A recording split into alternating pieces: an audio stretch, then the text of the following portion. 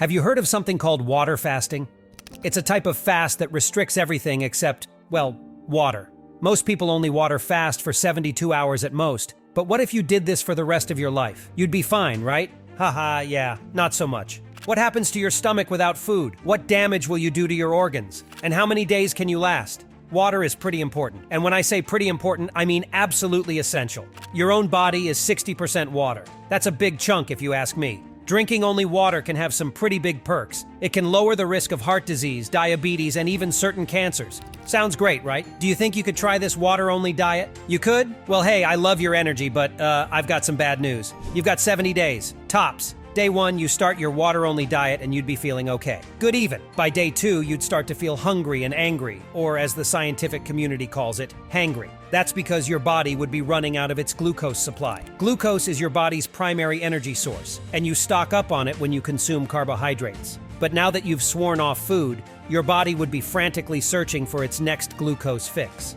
After day 5, you could lose 2 kilograms, 4.4 pounds, every day. This is due to the 1-2 punch of dehydration and electrolyte imbalance. So what happens next? By day 10, your body would have adjusted to the lack of food and would be in a state of ketosis. This is where your body would start breaking down fat for energy instead of glucose. You might even feel a little better, but don't be fooled. You're a herding unit. The more fat reserves you have, the longer you'd survive. But once all your fat is gone, you'd have nothing to break down but muscle.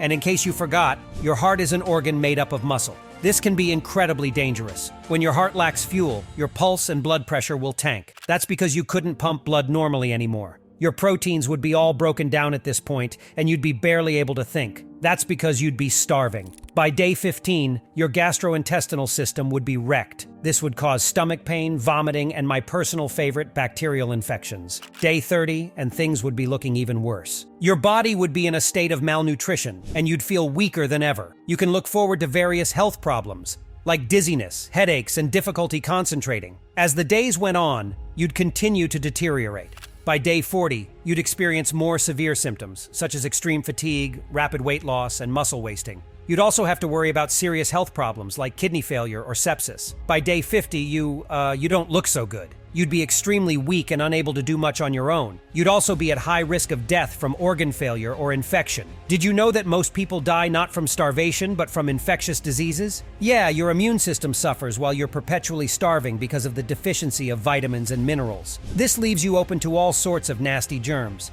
If you made it to day 70, it's unlikely that you'd survive much longer on a water-only diet. You'd be severely malnourished and reeling from a greatest hits compilation of health problems. But hey, you did it, and we're sending the medics to you right now. Was it worth it? Well, no, not really. A water-only diet is not sustainable in the long term. A balanced diet is essential for maintaining good health. It's kind of fascinating though, right? Despite being on the brink, you still made it to 70 days.